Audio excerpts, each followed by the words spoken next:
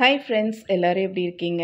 பட்டாம்பூச்சிகள பார்த்துருப்பீங்க. பட்டாம்பூச்சி மாரியே இருக்கக்கூடிய செடிகள பார்த்துருக்கீங்களா? அப்படிப்பட்ட செடிய தான் இன்னைக்கு நம்ம பார்க்க போறோம். இந்த செடியினுடைய பெயர் ஆக்ஸாலிஸ். இவங்கள வந்து உட் சாரல் அப்படின்னு கூட இன்னொரு பேர் கொண்டு சொல்லுவாங்க. இந்த இலைகள பார்த்தீங்கன்னா, அப்படியே பட்டாம்பூச்சிகள் உட்கார்ந்துட்டு இருக்கிற மாரியே இருக்கும். இதுதான் இதனுடைய ஸ்பெஷாலிட்டியே. இதில வந்து 3 இலைகள் வந்து சேர்ந்த மாரி இருக்கும். இந்த இலைகள் வந்து கீழ இருக்கும்போது பார்த்தீங்கன்னா, அப்படியே பட்டாம்பூச்சி உட்கார்ந்துட்டு இருக்கிற மாரியான ஒரு தோற்றத்த வந்து குடுக்கும். 3 பட்டாம்பூச்சிகள் சேர்ந்து உட்கார்ந்துட்டு இருக்கிற மாரி இருக்கும். இந்த செடிகள மெயினா ஃபாயிலேஜ்க்காக தான் விருப்பப்பட்டு வாங்குவாங்க. இதனுடைய இலைகள்ல நெறைய கலர் ஆப்ஷன்ஸ் வந்து இருக்கு. ஸ்ட்ரைப்டு வெரைட்டீஸ் இருக்கு. டார்க் பர்பிள் கலர்ஸ் இருக்கு. டார்க் பர்பிள்லயே பிங்க் வந்த மாரி இருக்கு. பியூர் கிரீன் இருக்கு. இப்ப என்னோடது வந்து பார்த்தீங்கன்னா, நல்ல கிரீனாவும் இருக்கும். சில சமயம் பார்த்தீங்கன்னா, டார்க் கலர்ல டார்க் பர்பிள் கலர்ல அங்கங்க டிண்ட் இருந்த மாரியும் இருக்கும். ஸோ இதில வந்து பார்த்தீங்கன்னா, பர்பிள் கலர்ல வந்து பூக்கள் குடுக்கும். ஒரு வெரைட்டீஸுமே ஒரு கலர்ல வந்து பூக்கள் குடுக்கும். இதில எல்லோ கலர் இருக்கு, ஒயிட் கலர் இருக்கு, பிங்க் கலர்ஸ் எல்லாம் கூட இருக்கு. ஸோ நமக்கு எது பிடிச்சிருக்கோ அதுக்கு ஏத்த மாரி நம்ம வாங்கிக்கலாம்.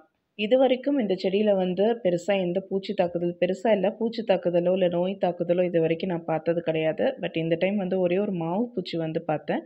ஸோ மாவு பூச்சி வந்து இந்த செடிய தான் விட்டு வச்சிருக்கு. ஸோ அது பார்க்கும்போது 1, 2 இருக்கும்போதே நம்ம ரிமூவ் பண்ணி விட்டுக்கலாம். ஸோ இந்த செடிகள் வந்து பார்த்தீங்கன்னா, கெலடியம் மாரி தான். கீழ இருந்து அப்படியே ஒரு குச்சா வந்து அதில வந்து மேல அந்த 3 இலைகள் வந்து விடும். இது வந்து பிரான்ச்சஸ் விட்டு அந்த மாரிலாம் வளராது. கீழ வந்து பல்ப்ஸ் இருக்கும். அந்த பல்ப்ல இருந்து ஒரு ஸ்டெம்மா முளைச்சு வந்து அதில மேல வந்து இலைகள் வந்து நமக்கு குடுக்கும். கீழ பார்த்தீங்கன்னாவே தெரியும். புது புது தண்டுகள் வந்து முளைச்சு வந்துட்டு இருக்கு. ரொம்ப ஃபாஸ்ட்டா வளரக்கூடிய ஒரு செடி. இந்த கிழங்குலேருந்து பார்த்தீங்கன்னா, டெய்லி ஒரு தண்டு வந்து முளைச்சு வந்துட்டே தான் இருக்கும். ஸோ இது நல்லா ஃபாஸ்ட்டா வளர்றதுனால சீக்கிரமாவே வந்து உங்களுக்கு புஷ்ஷியான ஒரு அப்பியரன்ஸ் வந்து குடுக்கும். ஹைட் வந்து பார்த்தீங்கன்னா, கிட்டத்தட்ட நம்ம புதினாலாம் வளருதுல்ல அந்த அளவுக்கு தான் வரும். ரொம்ப பெரிய ஹைட்லாம் வந்து போகாது. ரொம்ப குட்டியா தான் இருக்கும். ஸோ மெயின்டெனன்ஸ் பண்றதும் ரொம்ப ஈஸியா இருக்கும். அதே மாரி சம்மர் காலங்கள்ல வந்து சில டைம் சம்மர் காலங்களா இருக்கட்டும், இல்லன்னா வந்துட்டு தண்ணி வந்து இல்ல, மண்ணு காஞ்சு போச்சு அப்டின்னாலும், இந்த இலைகள் வந்து அப்படியே மொத்தத்துக்கும் வந்து நூல் மாரி வாடி போய் காஞ்சு போயிரும். ஸோ அந்த மாரி இருக்கு அப்டின்னா பயப்படாதீங்க.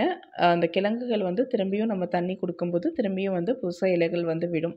இது வந்து மெயினா கிழங்குல இருந்து வளரக்கூடிய ஒரு செடி. அதனால நீங்க காஞ்சு போச்சு அப்டின்னா பயப்பட தேவ கிடையாது. இந்த செடிகள நீங்க இன்டைரக்ட் பிரைட் சன்லைட் கிடைக்கக்கூடிய ஏரியால வைக்கலாம். ஷேட் நெட்டுக்கு கீழ வைக்கலாம். பார்ஷியல் ஷேட்ல வைக்கலாம். பட் முழு நேரம் வந்து டைரக்ட் சன்லைட்ல வைக்கக்கூடாது. காலையில ஒரு 10 மணி வரைக்கும் வரக்கூடிய வெயில் இருக்கக்கூடிய இடங்கள்ல வைக்கலாம். மாலை வெயில் படுற மாரியும் நம்ம தாராளமா வைக்கலாம். நான் வந்து பார்த்தீங்கன்னா, ஒரு பெரிய மரம் இல்லன்னா, ஓரளவுக்கு வளர்ந்த செடிகளுக்கு கீழ வந்து இந்த செடிகள வந்து வச்சுருவேன். இந்த செடிகள்ல பூக்கள் வந்து பூக்கும். பட் அது என்ன சீசன் அப்படிங்கிறது எனக்கு கரெக்ட்டா தெரியல. அத நான் நோட் பண்ணிட்டு கண்டிப்பா ஷார்ட்ஸ்ல வந்து ஃபியூச்சர்ல உங்களுக்கு அப்டேட் வந்து குடுக்குறேன். இவரு என்ன பண்ணிட்டுருக்காருன்னு பார்த்தீங்கன்னா, உள்ள ஏதாவது வெட்டுக்கிளி கிடைக்குதான்னு தேடிட்டுருக்காரு. அவனுடைய பொழுதுபோக்குல ஒண்ணு வந்து பார்த்தீங்கன்னா, இந்த வெட்டுக்கிளி பிடிக்கிறது. ஆனா வந்து பிடிக்க மாட்டாரு சார். எப்படியாவது கோட்ட விட்டுருவாரு. பட் இருக்கா அப்படின்னு சொல்லி உள்ள செக் பண்ணிட்டுருக்கான். இந்த செடிகள் வந்து சின்னதா இப்ப நான் உங்களுக்கு கீழ காமிக்கிறேன். எந்த அளவுக்கு தெரியுதுன்னு தெரியல. குட்டி குட்டியா இருக்கும். மைக்ரோ கிழங்குன்னு சொல்லலாம். அந்த அளவுக்கு ரொம்ப குட்டி குட்டியா இருக்கும் இந்த கிழங்குகள் வந்து பார்க்கறதுக்கு. பட் இது வந்து புதுசா முளைச்சு வர கிழங்குகள் தான் வந்து இந்த சைஸ்ல இருக்கும்.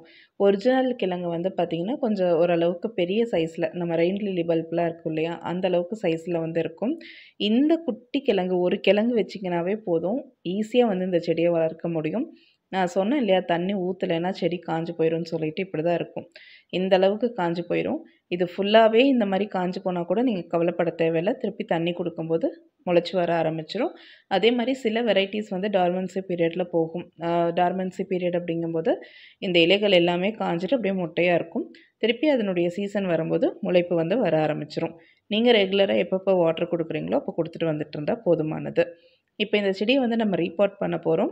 இந்த மாரி ரவுண்டா வந்து ஒரு தொட்டி இந்த டைம் எடுத்திருக்கேன். இது நம்ம நார்மலா யூஸ் பண்ற ஒரு பேஸ்கெட் தாங்க. பட் எனக்கு ரவுண்டா தொட்டி கிடைக்கல. அதனால இதையே வாங்கி நான் ஹோல்ஸ் வந்து போட்டுட்டேன். இதுதான் வந்து பல்ப்ஸ். நான் இப்ப காமிச்சிட்டு இருக்கேன் இல்லையா? இந்த குட்டி பல்ப்ஸ் வச்சீங்கன்னாவே போதும். நெறைய செடி வந்து வளர ஆரம்பிச்சுரும். நான் இந்த ஒரு பல்ப்ல தான் ஆரம்பிச்சேன்.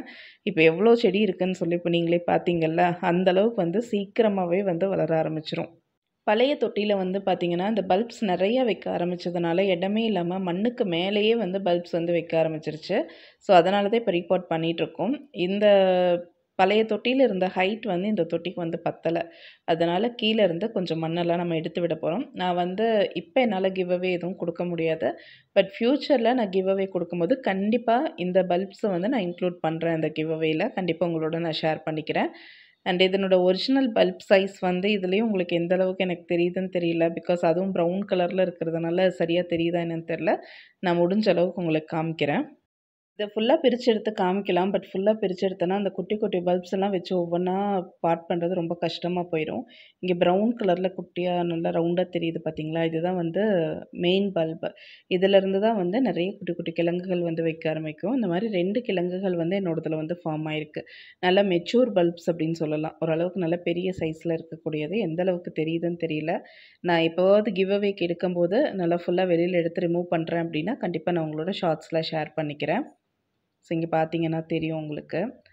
ஸோ அவ்வளோதான் எடுத்து அப்படியே வச்சுட்டு மண் வச்சாச்சு. இப்போ கிட்டத்தட்ட 1 வீக் கழிச்சு வந்து பார்த்தீங்கன்னா, அந்த ஆரஞ்சு கலர் பார்ட் ஃபுல்லா வந்து எந்த அளவுக்கு பச்சை பசேல்னு இருக்குன்னு பாருங்க.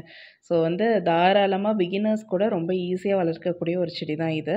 உரங்கள் அப்படின்னு பார்த்தீங்கன்னா, மண்ண கிளறி உரங்கள் போட முடியாது. ஏன்னா மேல ஃபுல்லா உங்களுக்கு கிழங்குகள் வந்து நெறையா இருக்கும். அதனால தண்ணீல கலந்து போடுற மாரியான உரங்கள் வந்து உங்களுக்கு எப்ப வந்து வசதியோ அப்ப குடுத்துக்கலாம்.